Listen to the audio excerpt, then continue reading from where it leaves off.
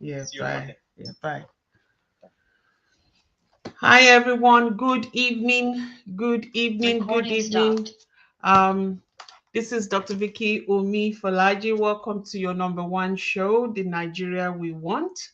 I will bring in our intercontinental model. sorry, I called you international. Yeah, like you know how to No. You're more you've than got an you've international. got it you've got a button on Ijebu Gari. You've got a button to my Ijebu Gari to my No, head I'm is just like, there. Good oh, evening, you're Dr. welcome. Vicky. Good evening. You're welcome. Welcome to the show. We missed you Thank you. last week, and yeah, hopefully you're well. You're so active now. Everything is fine. Yeah, I just went through there's a way the body tells you just to slow down Mm, and just relax. I just had that very strong sense of taking a break yeah. last Friday. I was just too physically and mentally tired to Mm, appear on a live program. So yeah. yeah, so apologize to our viewers for missing for not being able to Missing in action, I'll say. for missing in action. And tonight, I thought I sent you the link. I was in a meeting and I thought I had already sent the link. Then I Yeah. saw the message. I'm like, oh my gosh, I've got to go. Yes, same here. I thought I saw it, and then Mm, a few minutes to the show, I quickly went through the group chat and I couldn't find mm. it.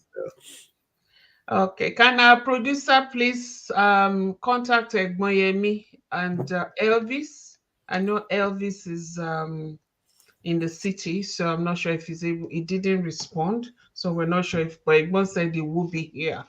So if Festus can please check on Egmo while we're waiting. All right. So how's the week been for you? Uh, thank God it's Friday. Yeah. Uh, so busy. Like I know that's become like just so cliche now to say Mm, to say the week has been busy or busy. Yeah, so it was a busy week, and also with the female World Cup. oh, did you So watch? Did you watch? yeah, I've been paying attention to that. So that is also keeping me busy outside my normal work and commitments here and there.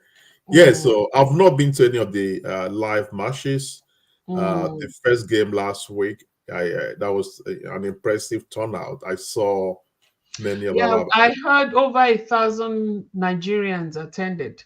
yeah. At least I saw photos, and the turnout was really impressive. Like the Mm, photos of people and the video. Yeah, so it was a massive turnout mm. last Friday when Nigeria played against Canada. And I'm also aware that some of our people actually moved from here They went to to Brisbane. Brisbane Yeah. to support Mm, um, the Falcons against Matildas. Uh, mm.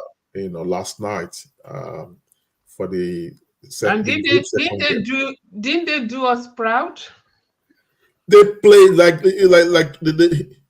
I'm sure you a lot of lots of posts around how many of our people here are divided, Mm. who should they Who support, who do and you support? like what do you support? Is it your country of birth or a place that you call home for 20 years or more? So I saw a lot of Mm, posts around that, but um, I just settled down to watch a very interesting game and mm. hope that the better team will come out, One. victorious. And that was what happened for the entire 110 minutes or more of play. It was a very Mm. intense and very entertaining game. So yeah, So that has been my my major outside work and family. I think my major kind of what I've been up to this week. No, I didn't watch. I didn't watch the first one, and I didn't watch the yesterday one. I just don't watch games well. I get Okay. too invested. I'll be Okay. I'll be screaming. So I'm like, no, I'm not even gonna go there. You know, when Okay. the result comes out, I'll see the result. I'm Okay. not Well, gonna, yeah. yeah. Uh, I think self awareness is important. exactly. You're very So, self aware. and at the end of it, the result came out. I'm like, yes, the best team in this game won. Fantastic. Let's move to the next thing. Yeah. Yeah. That's fair enough.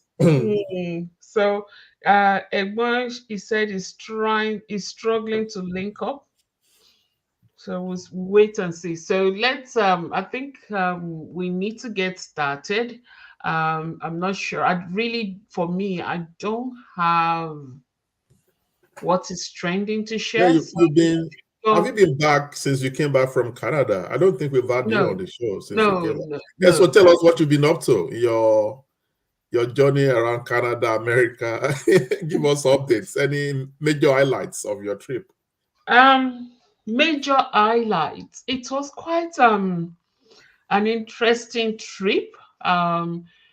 Meeting up with old friends. And when I Mm, say old friends, friends that we lived in South Africa together. okay. We did life together. My husband's friend, that they were friends together. They worked in the same clinic in Nigeria, in Ibadan, Oyo State. Um, and when my husband was leaving Nigeria, it was this guy that gave him $100 that he saved up for so long that, okay, you go, don't forget me. So he gave him $100 and also said to him, when you get there, I know there's a friend of mine that we went to uni together. This is his name. Find him, he will look after you. And the $100 helped a lot, and then that connection also helped a lot. So this same friend, so when my husband now settled down, got to work, started working, it was this friend that he helped to move down first, even before me. Wow. So that same friend, we met with him and his family. That was a fantastic reunion. It was That's so good. And then Canada is just uh, there's something about that land. I'm so much in love with in it. love Yeah, I with just I Canada. love the place. They're they are they're not aggressive like US, laid back, easy Laid going, back, just smart. Aussie kind of Yeah, laid back. yeah, Just even more laid back than laid back Aussie, than Aussies. Wow. more laid back than Aussie. Mm. Easy people, easy to work with, easy to deal with. Um, and yeah, lots of sports over there. They play lots of sports. And then we went. I'm not sure if you know a guy called Adegbola. He used to live in Melbourne. And Okay. he got a house in Cranbourne. Adegbola. Okay, okay, okay. I know him. I know Yeah, him. I yeah. know him. His wife is He toasting. was a banker when he was here. Yes, yes. He's still a Uh, banker. He works he's in still a a bank. okay, okay, okay, And I know him very. In the fact, I know him very well. Way back, there was this NAB office somewhere yeah. on Spencer Street. So I was Mm, still working within corrections, like inside in a correctional facility at the time, and there was a correctional facility where I was okay. working, not All too right. far from that NAB. So we do catch up once in a while. Him rushing to work or me running back to catch the train, whatever. So Exactly. yeah, That's okay, that's the guy. I mean, as okay, soon as he got to know that we were in Toronto, he was on the phone. You guys, no way you're gonna stay with us. So he has Airbnb not too far from the airport. So Okay. we stayed with him. It was just a lovely, lovely Yeah, okay. Yeah, time. I saw the photos, the Yeah. video. It looked like a really Mm, fun yeah. for holiday. I think the most important part of, we said a lot of things. I think one of the most important things you mentioned is just that need to reconnect with people that you've been together, and Yep. people that you've You impacted, had history positively. together. You Exactly. know, because as we get older, you miss some of those relationships, Yes. and you miss the fact that in some cases people just go their separate ways, and Mm, you reflect on what you've done together when you were young, exactly. and Yep. those Yep. aspirations, that all those Yep. energy that you put together. Mm, And mm, it's one of those things that sometimes, you reflect on a few, because I've had a few friends that I think I would have loved us, like the energy we had when we were exactly. young, doing Yep. things, and everyone Mm, just moved there in mm. different directions. Yeah, so it's Yeah, always we've all gone our own different ways, and was good to see them. Those that we could catch up, there were too many for us to many. catch up Yeah, with, too many. But those that we caught up with, and then seeing their kids, and these were friends before kids. yeah. So for them to see them and their kids, and fortunately we were there with our In youngest. Lola, did Yeah, so she? I was going to yeah. ask that. What was Lola experience? Oh, Aussie kid. Exactly. Was it to home?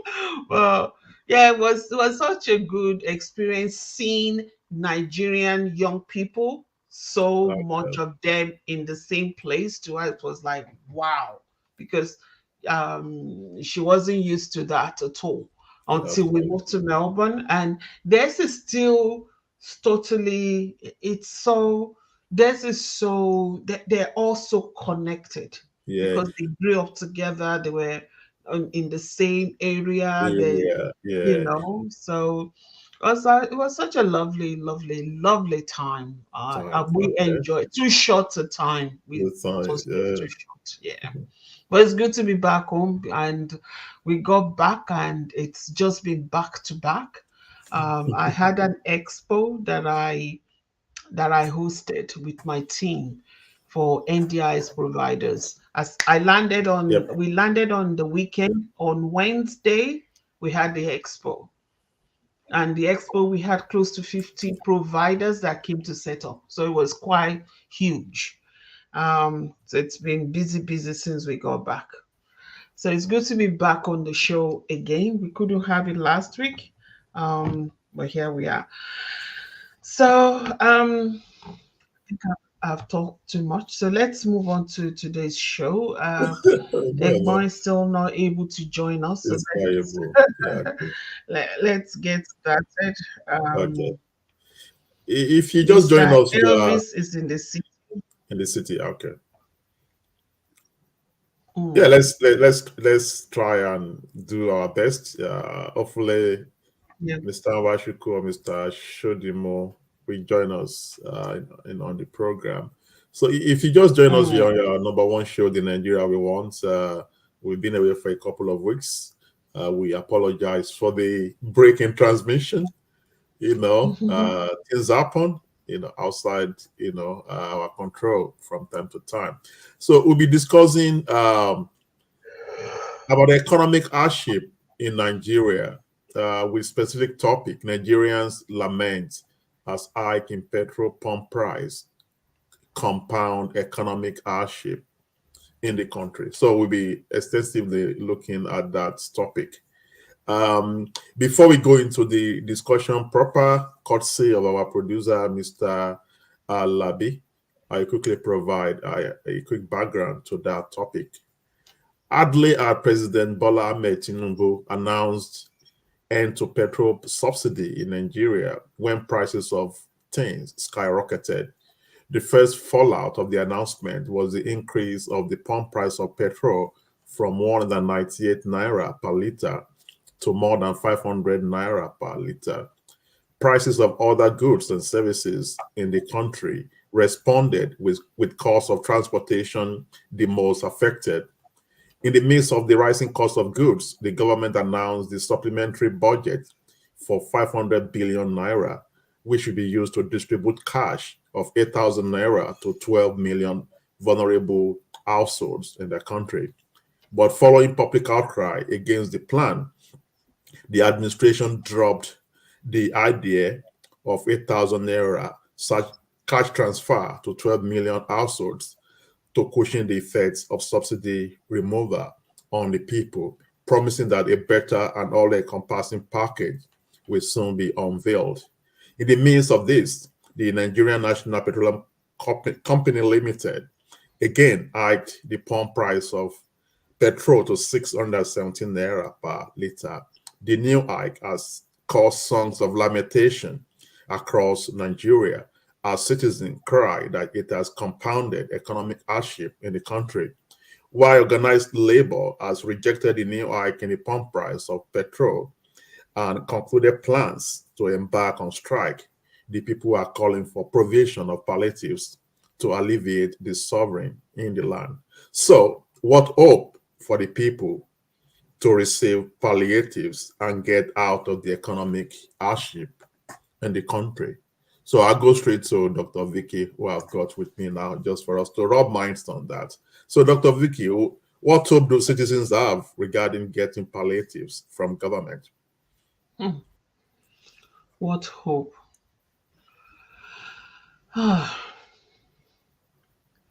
It's how palliative is something that I believe at this stage, it's something that the government needs to put all effort in to make happen. Not like the way it was done before, but it has to be done differently. And not just them giving it how to group of people to hand over without double checking if it's been done. Things had to be done differently. It has to be policed, it has to be monitored, it has to be, we need to see that it is happening. It has to be double checked and triple checked. And not just hand it over and expect people to do the right thing. If that's the case, I can assure you, this thing, whatever they're trying to do, will never get to those people that really, really needs the palliative. Nigerians need it at this time. Rich people, they are complaining. Poor people, they are complaining, and it's deafening. What people are going through. So having the palliative in whatever form it is, um, but making sure it gets to those that actually needs it without the middle people, trying to corner and get everything into their own pocket. Yeah, I think we've had the history. We had that history during the COVID-19, Mm, when Nigerians had to ransack warehouses where the palliatives that were meant for the citizens were kept and became items for political lobbying and political patronage. exactly. They were using Yeah. that to, for their Using it for their parties and stuff yeah, like that. When people that really needs the support, they are going hungry. They didn't get it, and some of those things actually got rotten where they kept it. That's just not right. So yeah. inhuman. So it has to be done differently. Maybe I'm not sure whether through churches, through mosque, through religious centers, and you just don't hand over these things to them without monitoring, without policing to make sure it gets to the right people. Yeah, absolutely. So you're promoting the need for large scale stakeholders Involved. engagement, involvement, for this. So let's revisit part of what I mentioned in the intro around the initial government plan.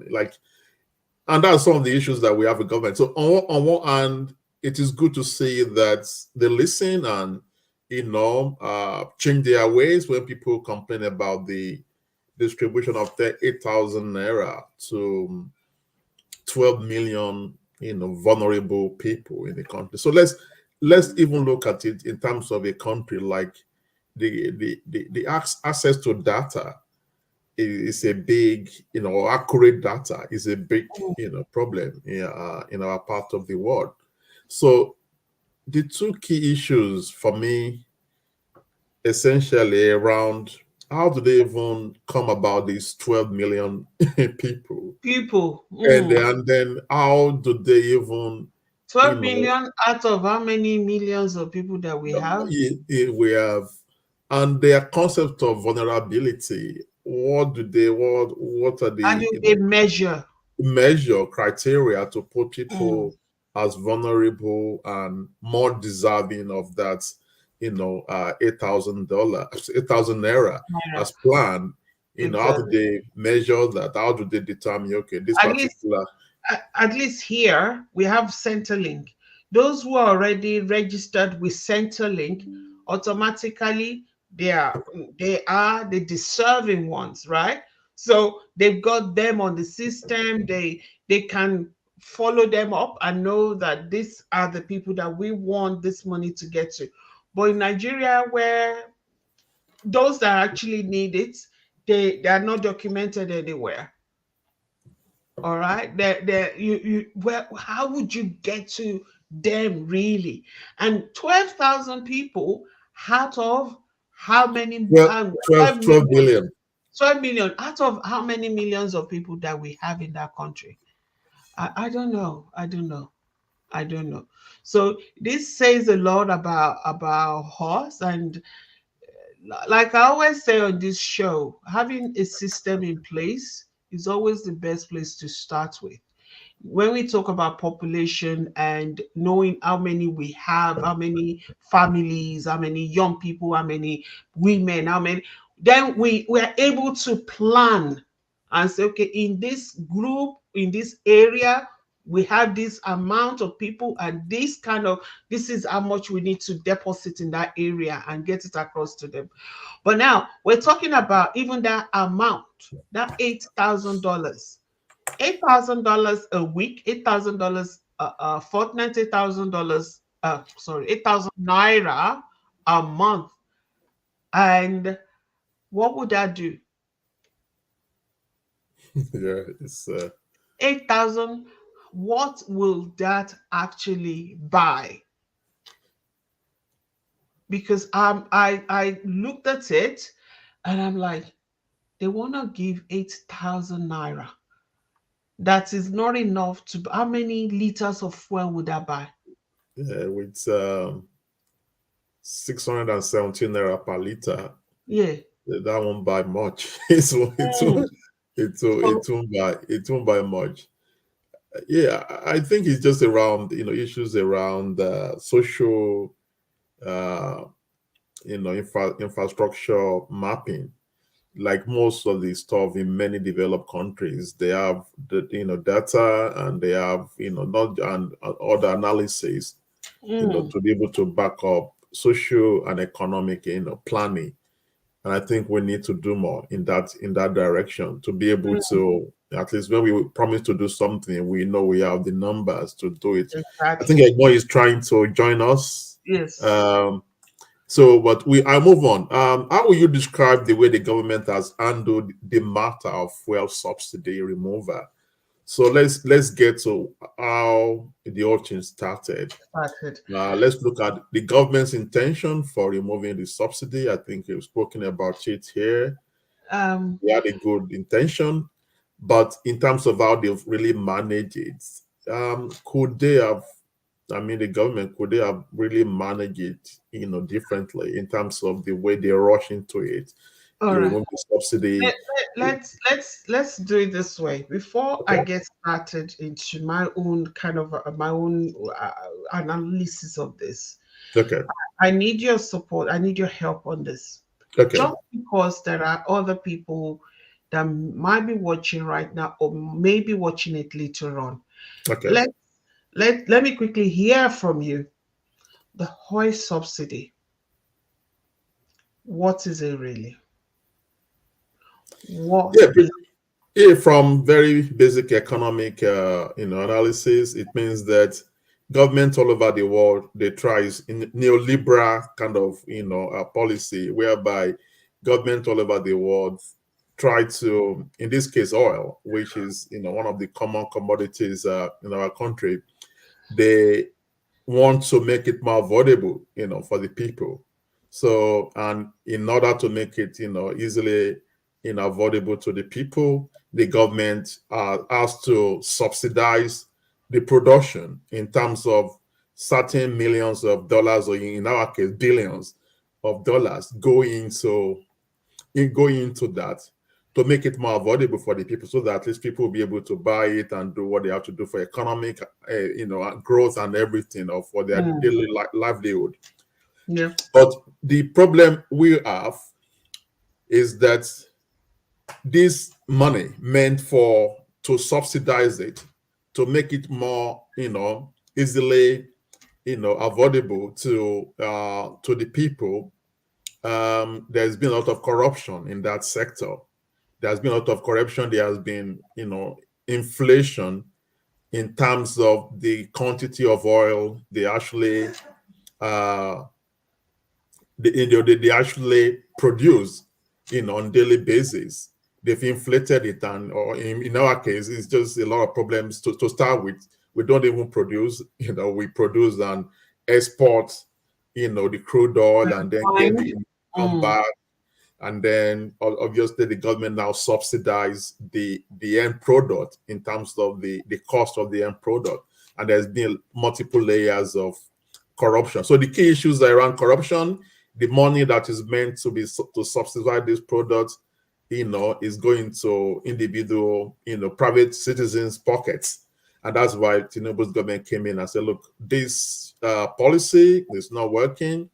We all understand the purpose of that policy, but for many years, the money that is being used to subsidize has been going to private citizens who are making billions of dollars from that subsidy. So, in a nutshell, that is my a very brief, summary of what the issues are. The intentions in terms of the purpose of the subsidy.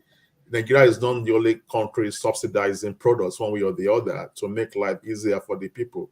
But in our own case, the subsidy itself has become a corruption, and the purpose that it's meant to serve is not serving that purpose. So there's one part of me that strongly agrees with the need to stop that waste, because it's nothing but waste.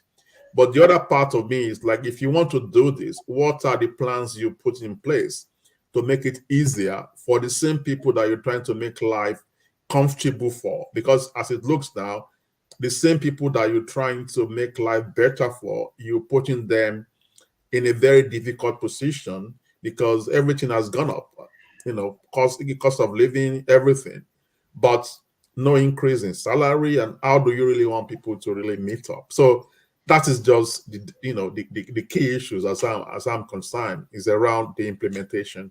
Is there good? Is there a better time to do what it's doing? Absolutely, that's one of the issues. Like if you've got 8 years, or let's say 4 years to be in power, and the way it is now, the government has made it in one of the core key policies to implement. Brilliant. It sounds really, theoretically, it sounds so brilliant. But the issues I have with it is that there are no concrete plans in place to really, um, I guess, alleviate the suffering of the people. So one Mm. would have thought that a government that came to power prepared would have thought about it properly and would have put some measures in place. I even thought that the Dangote refineries that was uh, officially commissioned towards the End last of days of worry. Buhari Mm. would have served that purpose of at least increasing, it's about just demand and supply. So if they're able Mm. to really have more of those supply of fuel products, obviously the price will go down with high level of supply. But now they remove the subsidy, There are no, the refineries are not working, and those people that are selling, they're smiling to the banks, making money out of it. So, yeah, it's just. And what could they have done differently? I think planning in the sense that what I think there have been better planning. I don't really think everything happening now. They don't really.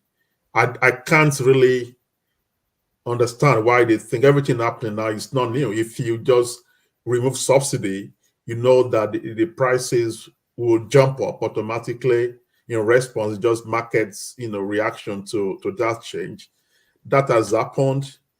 I don't think that they really considered the impact of that policy on the people. I think that honestly, if they really consider it properly, I would think they Mm. could have looked at what are the measures they have to take. Could it be a gradual remover? I'm just postulating here. Could it have just been a gradual remover of the subsidy? Could it have been maybe government removing, let's say, 25% of the subsidy gradually, making it 50%, and getting people at the market gradually adjusting to that change before finally removing it, rather than just declaring that policy that received a lot of goodwill and support initially, but without looking at the consequences on the lives of the people that are already pauperized, people that are already dealing with.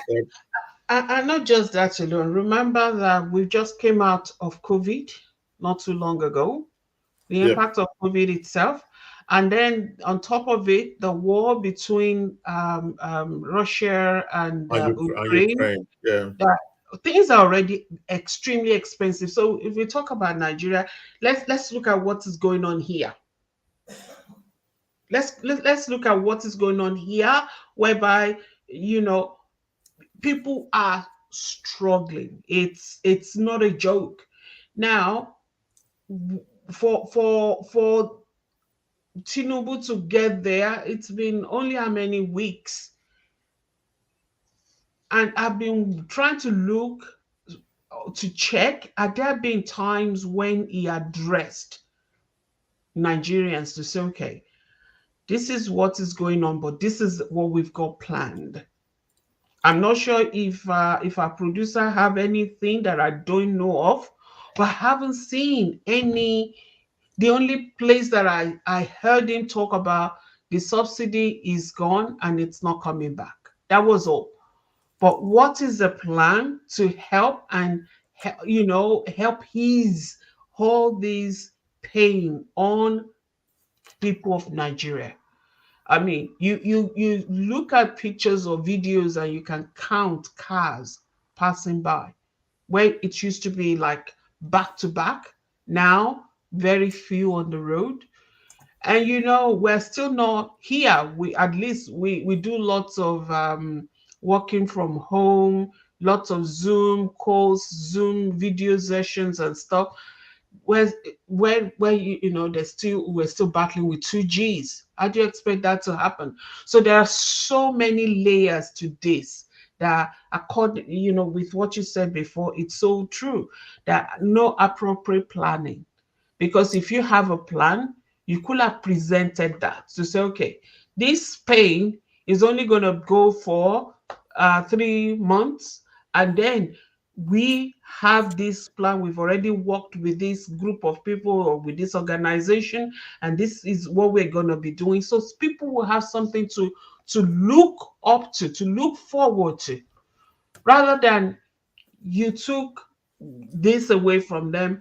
There is no conversation, there is no nothing, just quiet.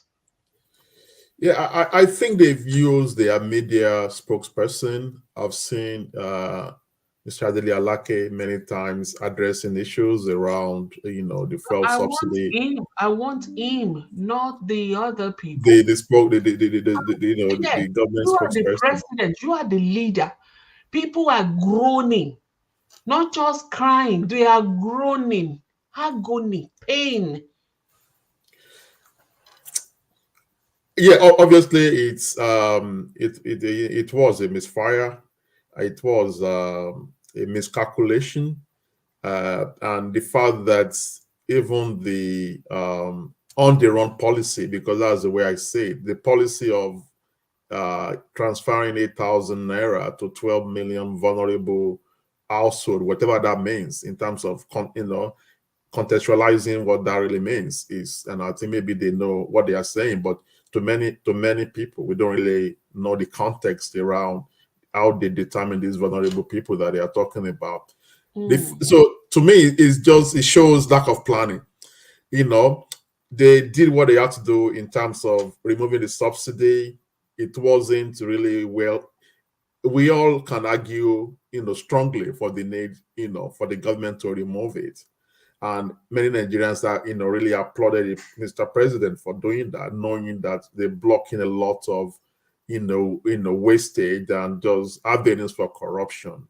Even the most ardent critic of the president agree with that. That many people have become billionaires because of that, at the expense of the masses.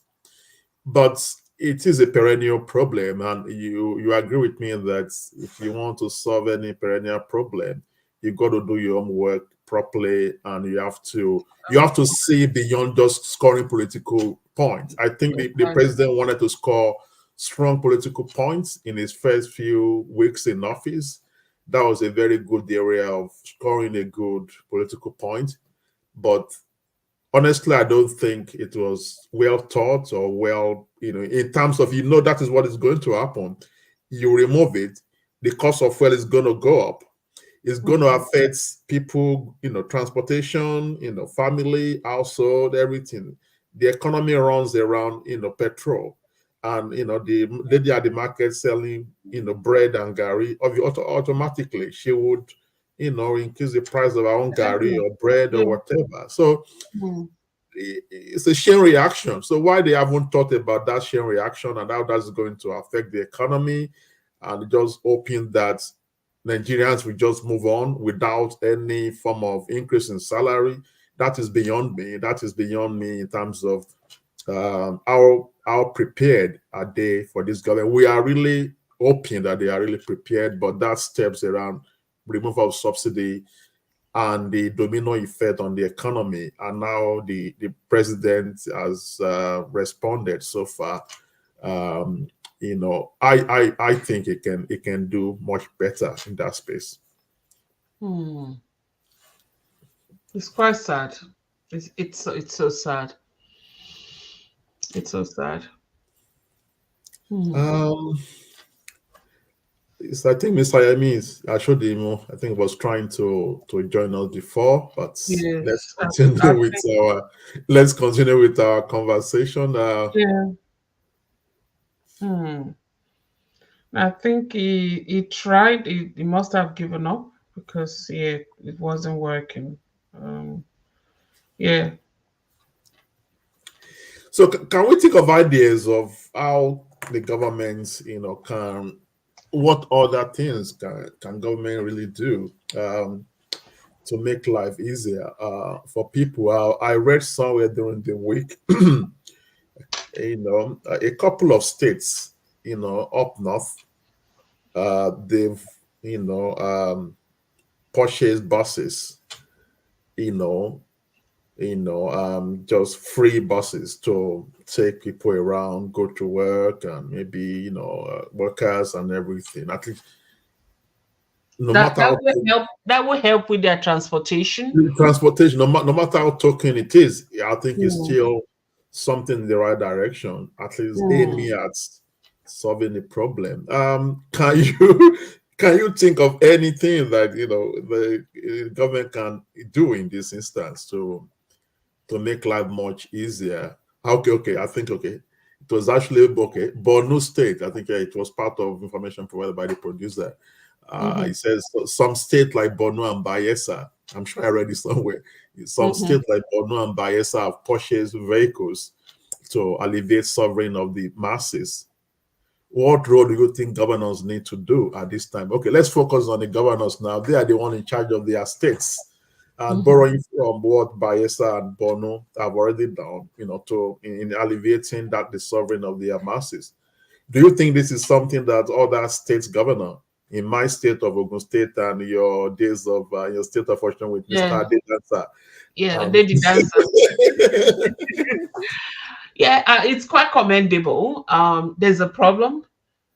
All right. So, as a state, what can we do to elevate our people's suffering?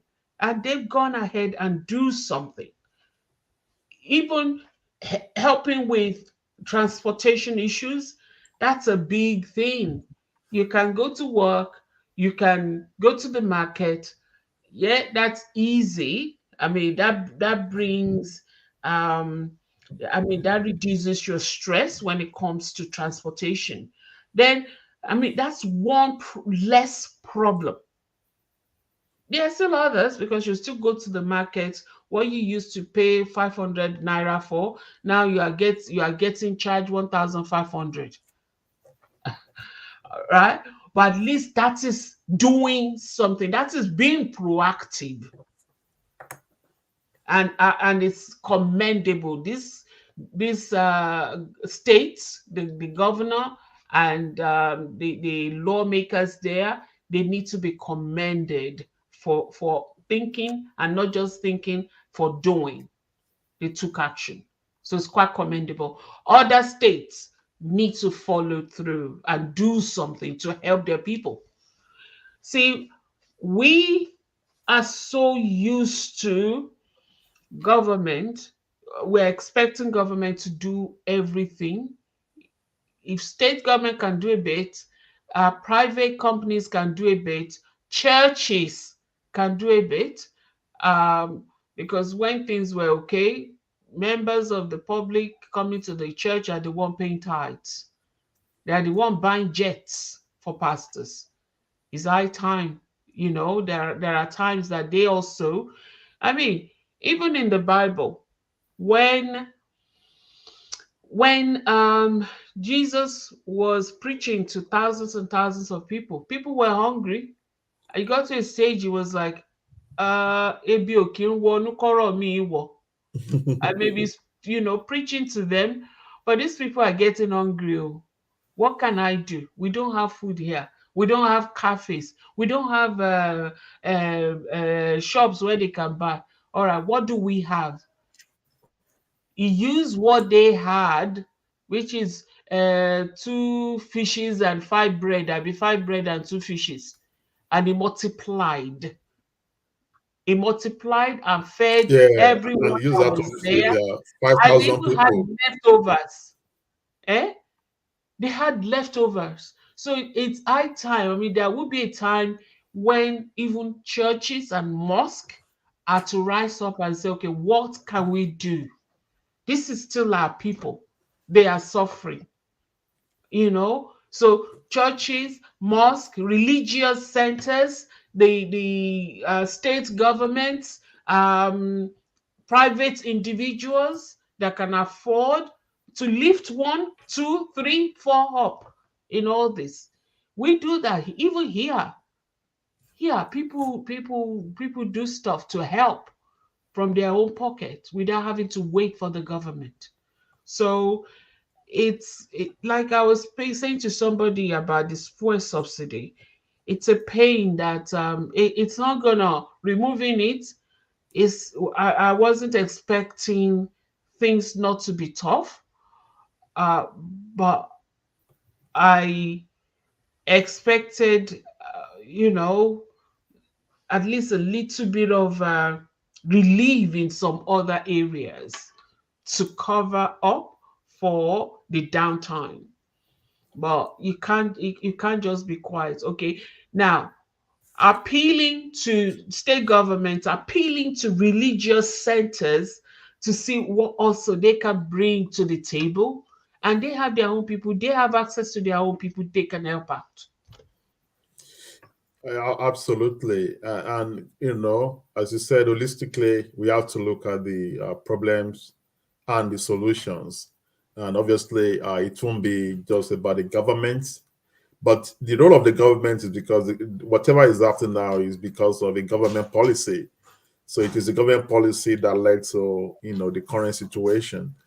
And And that's one of the key functions of But the government policy, anyway, unfortunately, it has to be done one way or the other. one way or the other. And It has, that's why, it has yeah, because it's not, it's not sustainable.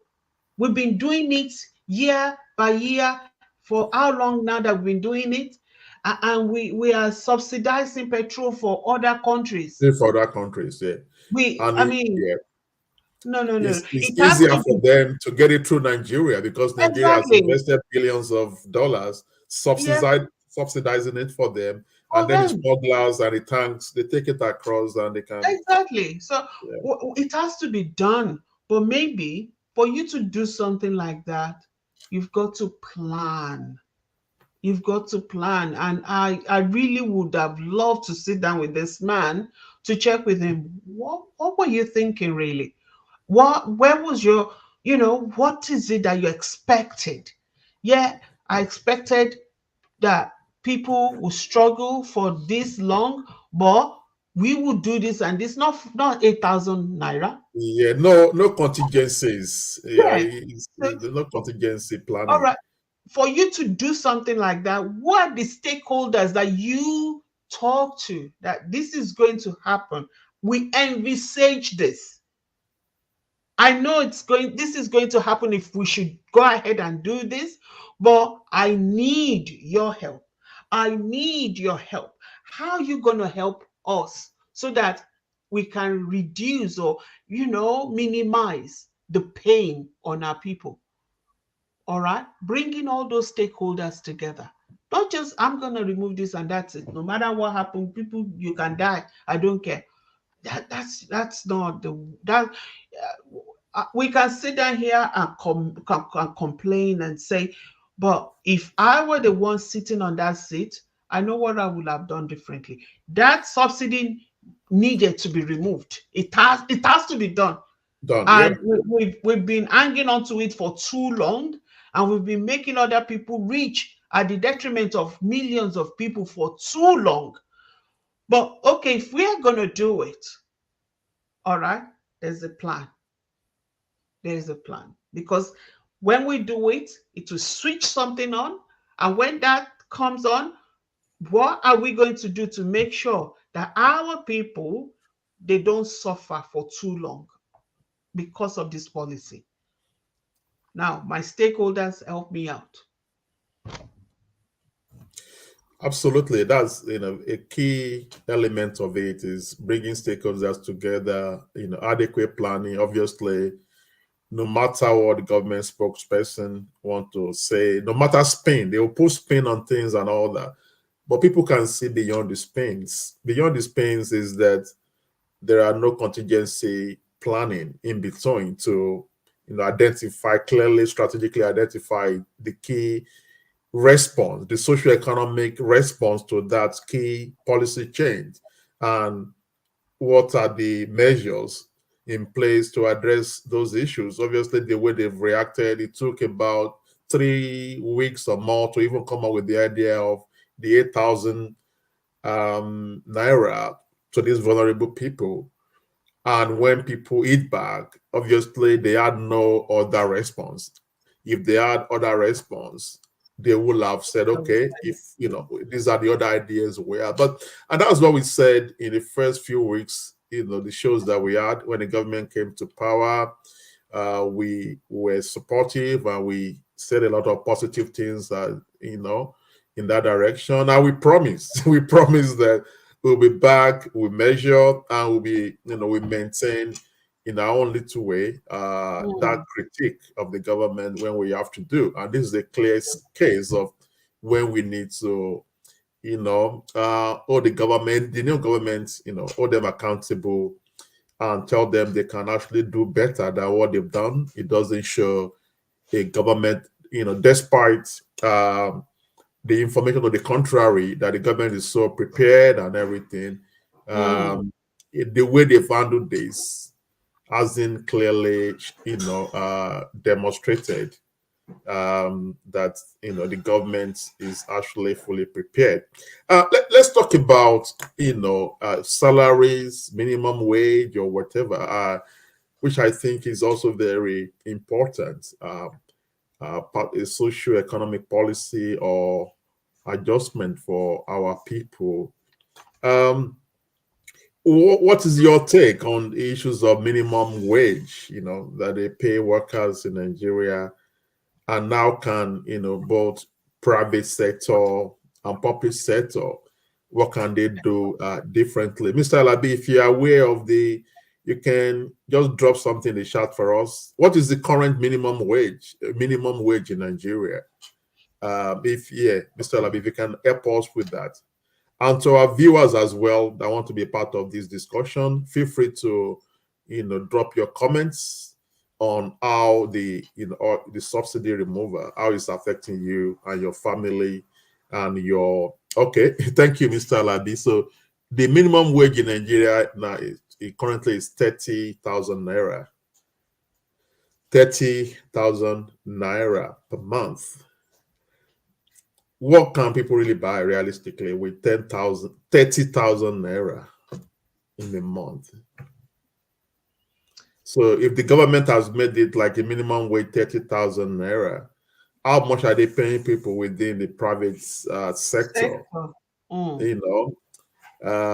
they ready to pay more in private, like in most economics of the world? They pay more in the private sector. Is that the same in Nigeria, or probably people in the private sector are taking advantage of advantage? Yeah. So what's your take, Dr. Vicky, on 30,000 naira per month?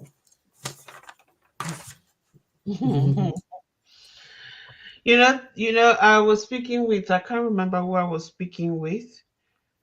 50,000 naira is like 100 Australian dollars now. You know that? It's even not up to 100 because Australian dollars sometimes go for around 400, whatever. With some of these, it's less than that. It's less than on. I just went out for late lunch with one of my staff members. You know what? We spent $57. And as I wanted to pay, and the young lady at the counter said it's $57.90. I remember my discussion with somebody a couple of days ago that $100, somebody did some work for us, and the charge was 40,000 naira, and we said they should just give the person 50,000 naira, which was like $100. And I'm like, two people just to have late lunch and a drink. Look at this. And I was like, how do people survive? What can you buy? Yeah. What can you buy? Going to the shops, I'm not sure if you've been to the shops lately, but you go to the shops, one bag, just one bag, Aldi bag. We used to go to Aldi when Aldi first came, It was good, yeah. you come back with trolley load of stuff Yeah. for less than 200, 150. Now, one bag that is not even full, you're paying. So I kept thinking that how do people manage in Nigeria? Our producer said doctors are proposing 200,000 naira for members, part of why they are on strike now. And he also said organized labor are proposing 300,000 naira for workers over rising costs of 300. so that's times 10. 300,000. That's times 10. Even yeah. What can they buy? What can people buy? I just can't see how I'm actually speechless, Mr. Lighton. Yeah, I know. So I think they need to obviously needs to do more. We're back. For people to live just above the poverty line, the gold standard of measurement in basic economics, that you have to spend just $1, $1, at least one person, you have to spend more than $1 a day. That is that if you're living below $1, per day, then you wherever globally across the developing world, then you are a poor person. You're living below the poverty line.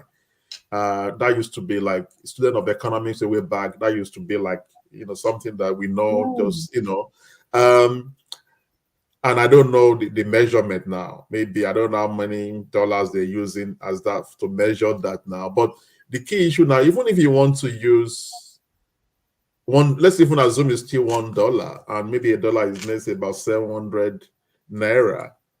So for anyone, for 30 days, that would be about 21,000. So for one person to actually try to just live Mm. just slightly above the poverty line, you have to spend for per person 21,000 naira. So Naira. let's say this person now has 3 kids, Hmm. you know.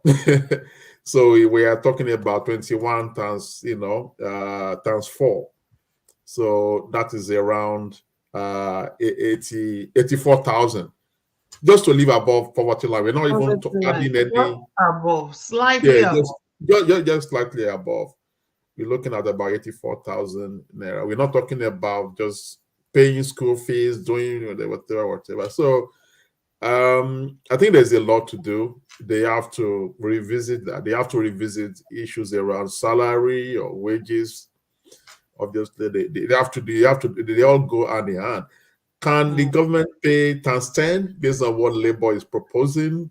That is, if the minimum wage is 30,000 now and they're asking for 300,000, is that really realistic in the scheme of things? I don't think so. But they have to find a common ground. Round, yeah. They have to find a common ground. What's the way out for Nigerians? Okay. Let's hear from you, Dr. Vicky. The way out. What is the way out? What is the way out? What is the way out? People are working hard, but the way things are going, no matter what they do, are they able to match up? Are they able to catch up with inflation? Are they able to before the fuel subsidy, things were hard, but the way it's gone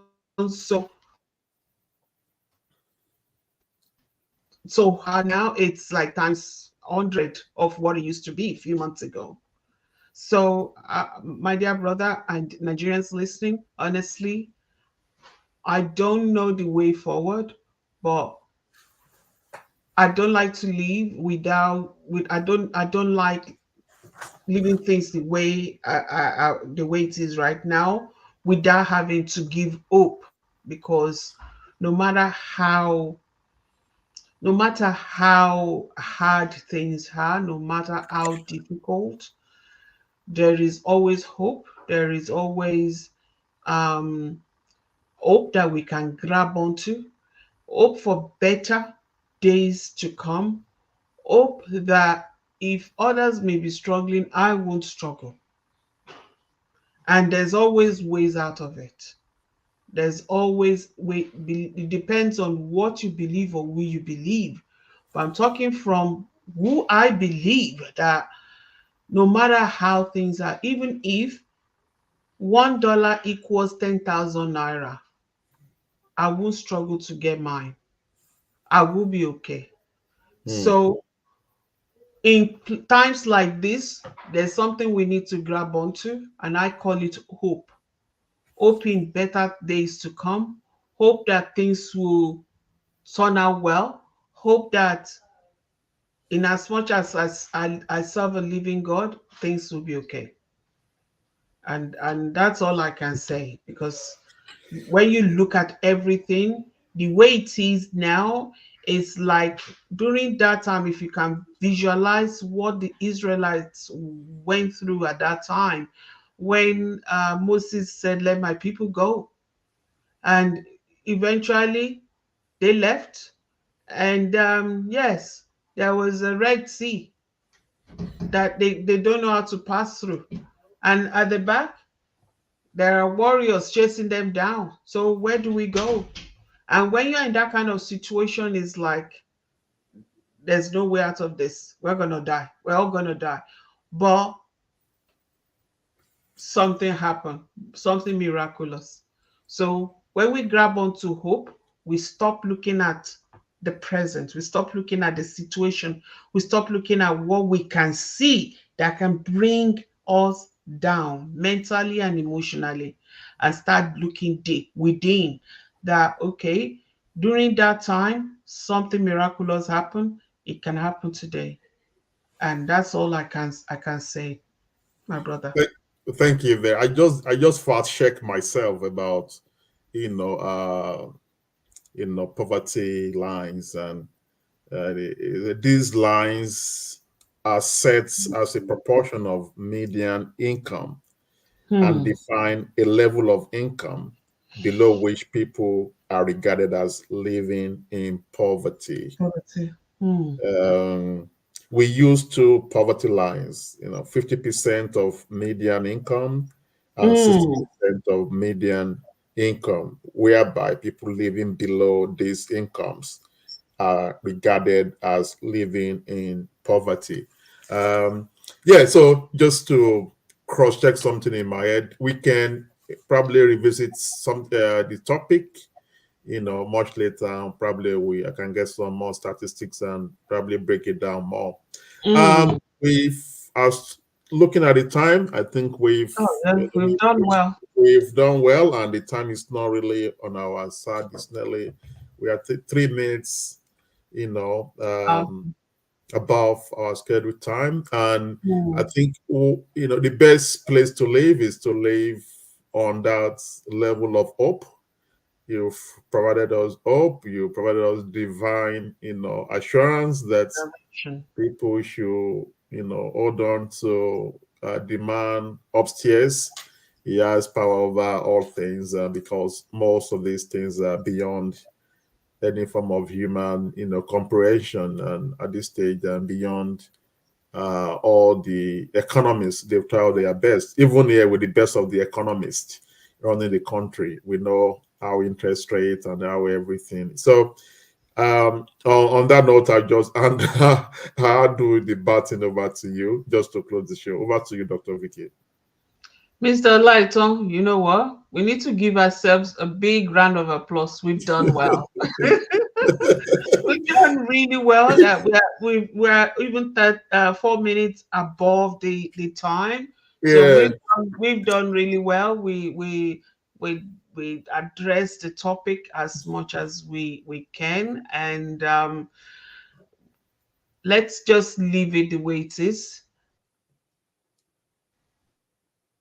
All I can say, whomever may be feeling, sad, and not just sad, but you can't see anything happening. Don't let go of hope.